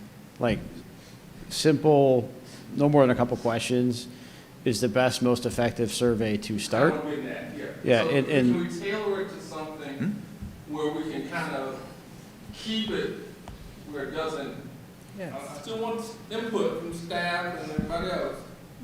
Maybe I guess another survey, if they can do that, I'm not sure. But is that possible? Yes, definitely. Yeah. Absolutely. Because I think, again, we've got, I think the areas already, so we've got learning environment, as you said, we already got the buckets. So we could maybe expand out the phraseology of the buckets, and I'll actually try to take a crack at it, so I'll send that to you. But then that kind of says, hey, is there something here that, jobs you more than other? Would you mind talking about those now? Okay. And the only reason I ask for that, I'm not going to feel comfortable without other feedback moving forward with, That's why I wrote it. But also, let's remember that this is part of public content, so everyone will also always have access to this. Just, No. It's still this. yeah. So for example, if, I'm trying to get an easy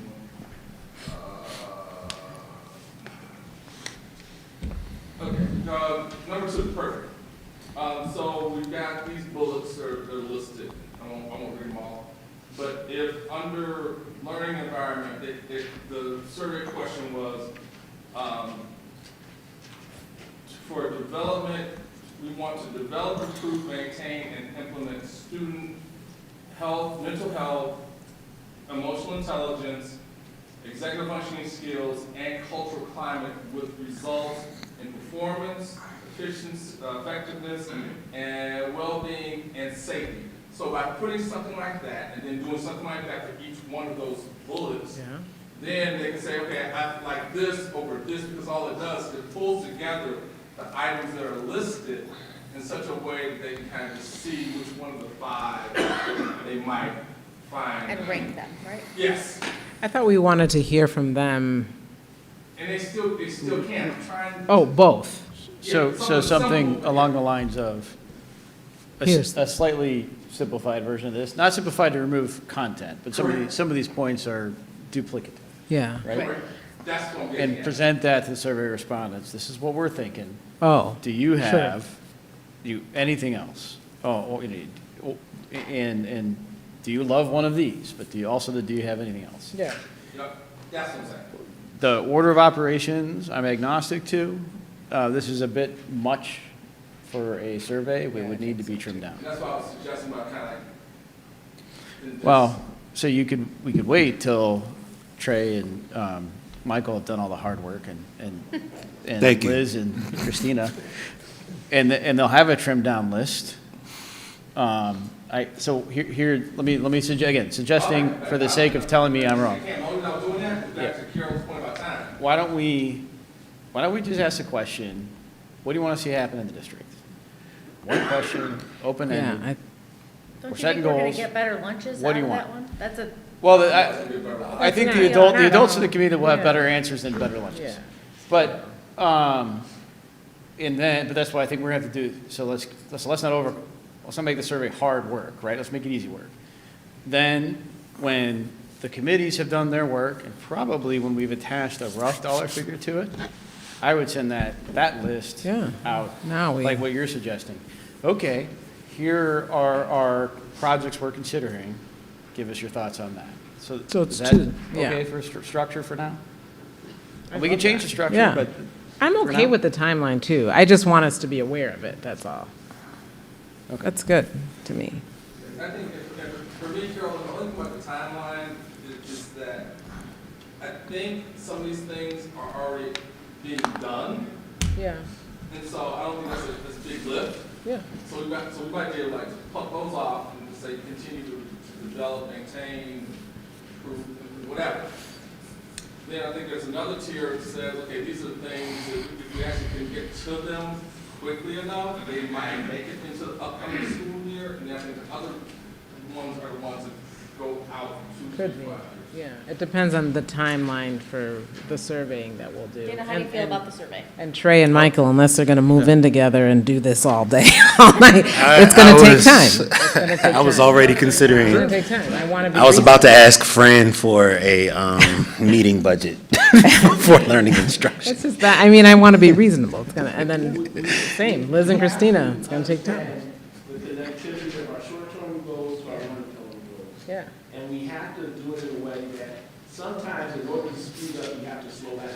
Yeah. Right? And we need to make sure that we Yes. slow down and do things with Yeah. a high level of clarity in terms of what our overall goals and objectives are and what we're trying to put in place for our district for more than just the next year, That's year right. and a half. Yeah. And sometimes that means you might not get it in there as early as you want, but it's not the time that you get it in, That's it's right. the impact Yeah. that you're putting in place for the more mid and long-term objectives. So sometimes we're gonna find ourselves in a position where we wanna go faster, but in order to go faster, we're gonna have to slow down sometimes. That was clear as mud, man. Yeah, so, on the financial side, Through the mud so you can understand.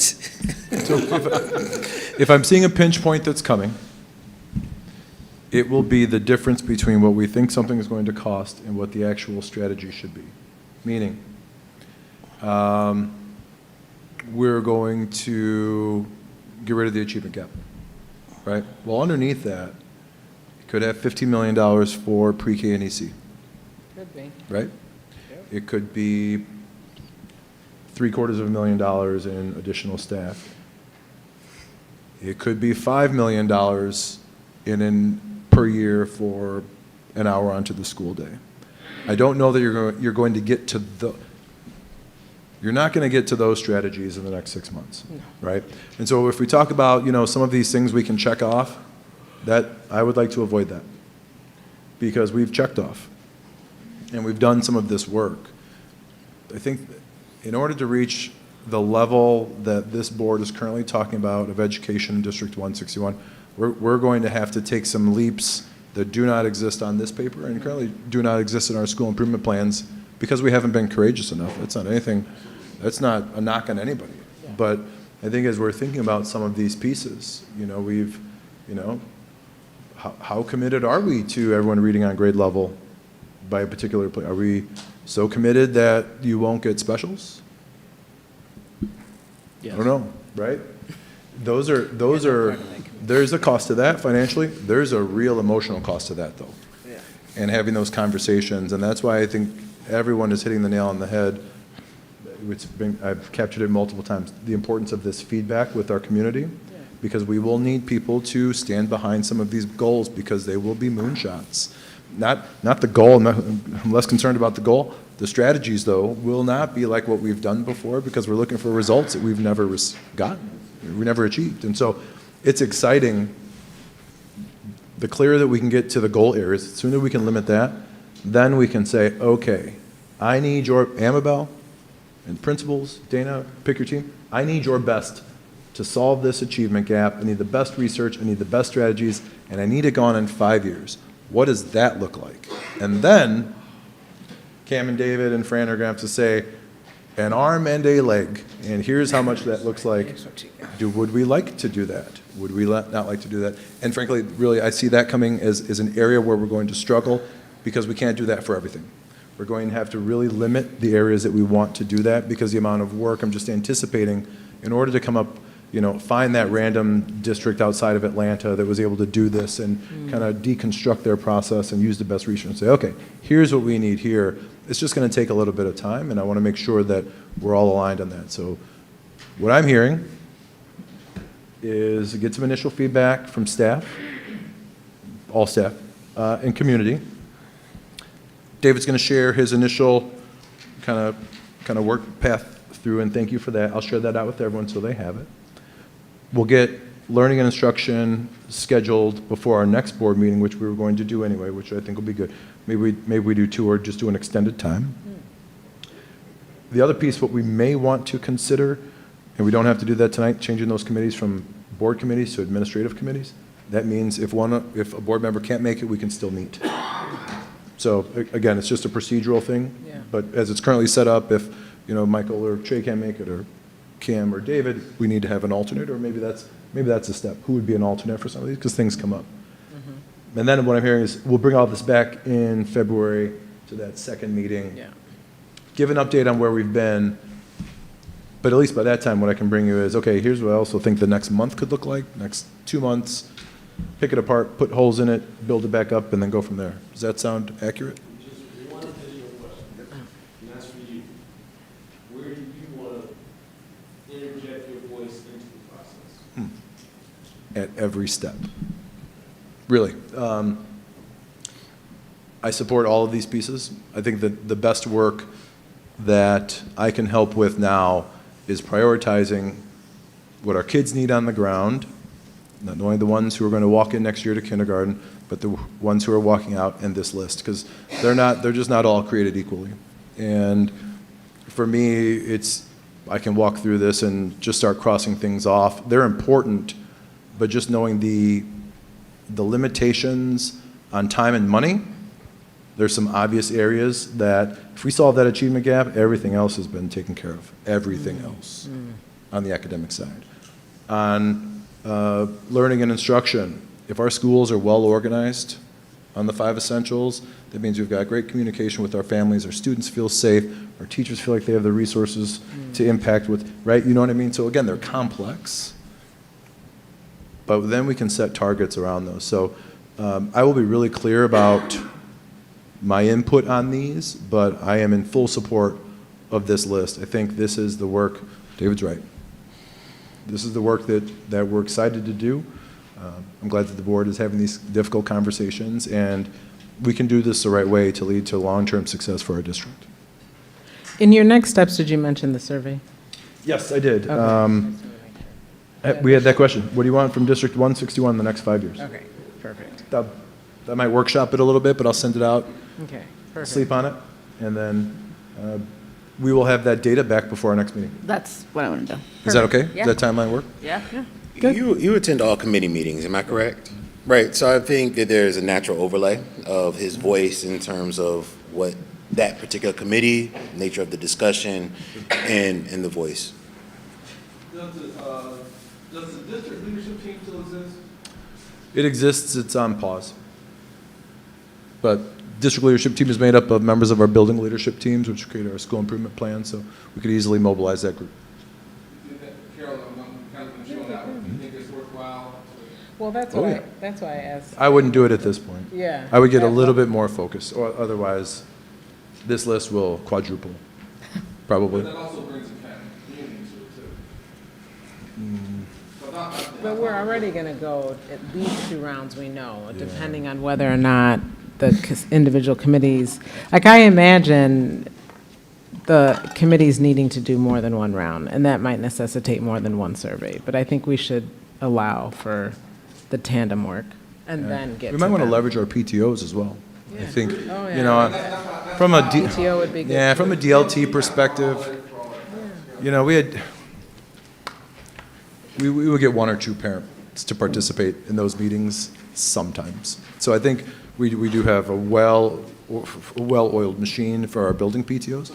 Yep, if nothing else, we can get some Great direct idea. feedback consistently. So I can reach out to the PTO presidents. That's a great idea. Awesome. Okay, good. Thank you, everybody.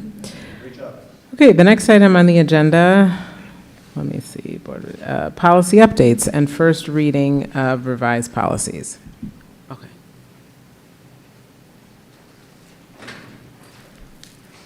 Hi, good evening. Welcome. We've brought the policies to you for recent updates, and so these align with the law.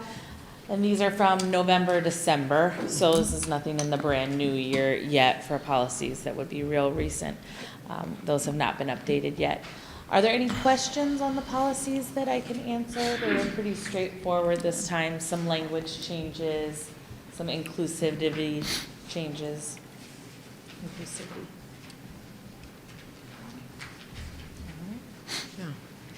Yeah, Thanks. no, yep, thank you. Thank you. Yeah, I think the real lift will come. There's some changes coming from some legacy policies that will come back to the board, particularly Title IX, that once the guidance is a little bit more settled on those, we'll bring those back to the board for conversation. Okay. And janitorial cleaning support. Good evening. We are getting ready to start. So Pepper's construction trailer will be hitting Heather Hill in the next couple of weeks. And with any great luck and a little help with Mother Nature, we should be starting to move some dirt around Pulaski Day. I'm not worried about that. There are 2 things I'm worried about. I'm worried about the buildings being packed up and ready to be emptied on the last day of school. And I am scared to death about making sure that they're ready to open their doors and greet staff and students in August. With that being said, that is what this janitorial proposal is all about. We met with a cleaning service, Boyd Janitorial. They have a lot of extensive experience in cleaning up after construction crews, and that's exactly what we need. They've worked with Pepper before, mostly at the University of Northwestern University, and at Northwestern University's hospitals. So they are used to doing a level of clean that is way higher than what we actually require and need in our buildings. So that's kind of a comfort level there. We are talking about essentially having crews working almost a 24-hour shift. Our guys will work during the day, and Boy will come in at about 2, 3 o'clock. There'll be like an hour or so of overlap so that the supervisory personnel can share notes, et cetera, and then the next crew will take over. We have got 2 buildings that we're going to need to clean and make sure that they're ready to go from top to bottom. And to be honest with you, I don't know any other way that we're going to get this done if we don't have additional support. And I don't want to just hire some kids to do it. That's not going to work.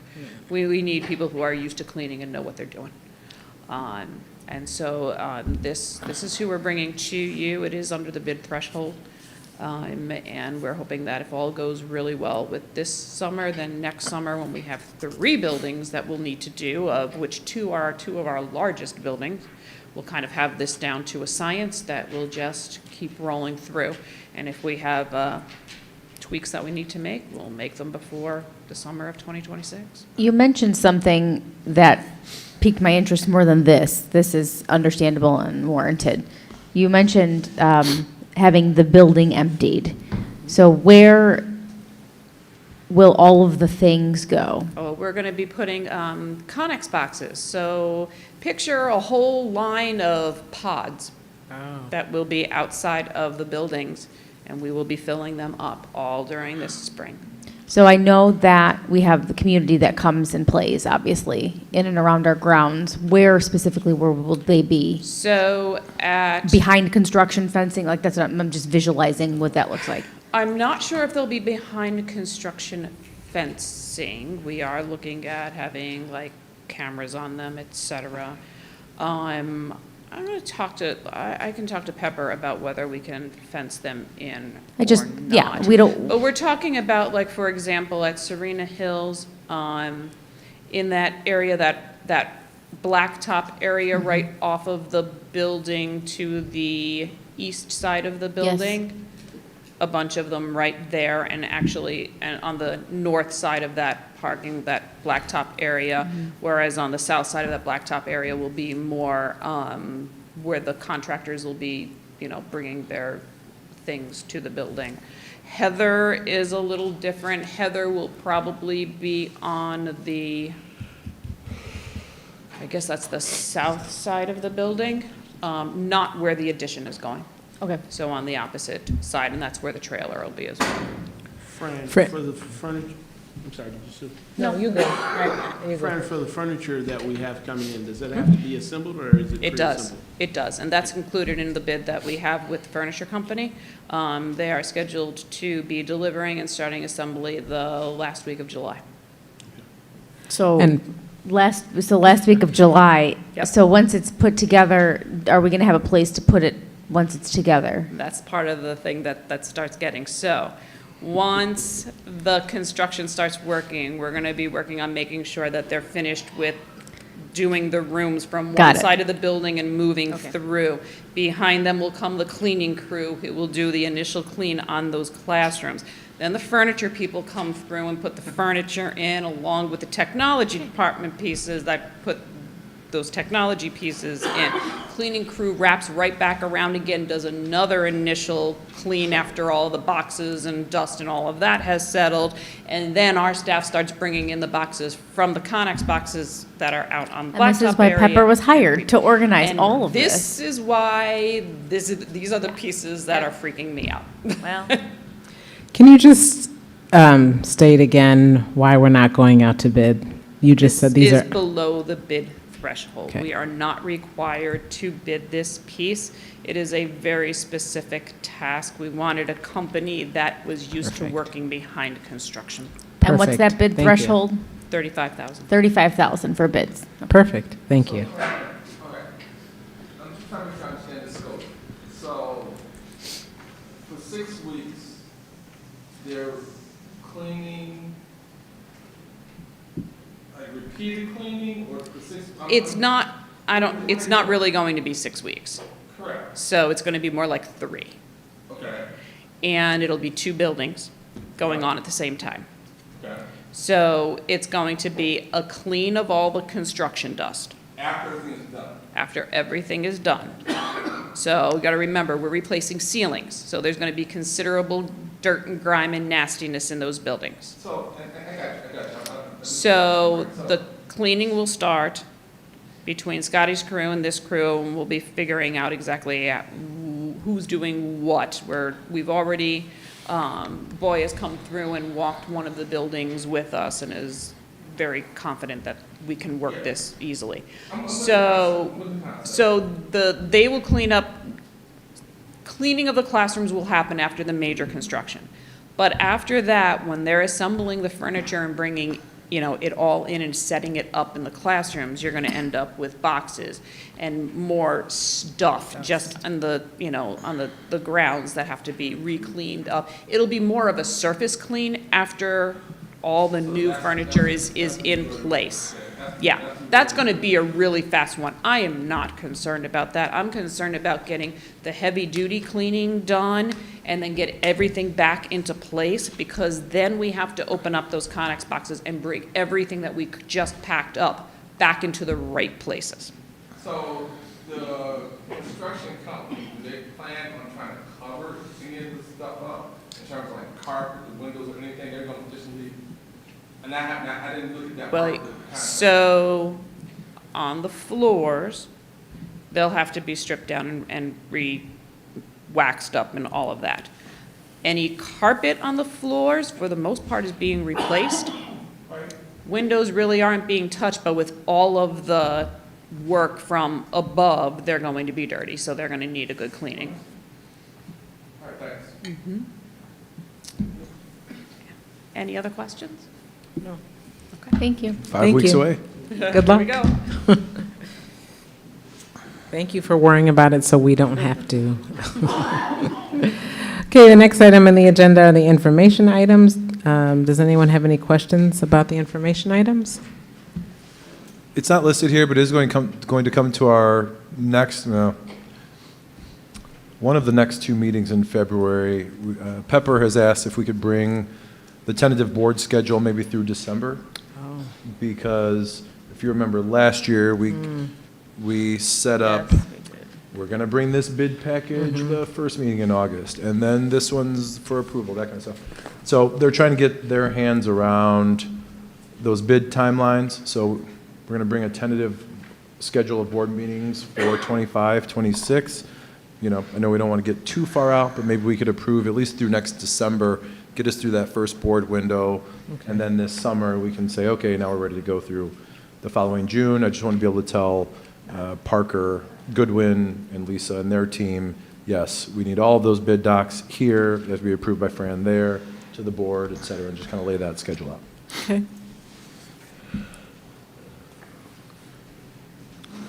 Okay, great. The last item on the agenda is the executive session. May I have a motion to go to executive session for matters relating to personnel, 5 ILCS 120/2C1? So moved. Second. All in favor? Aye.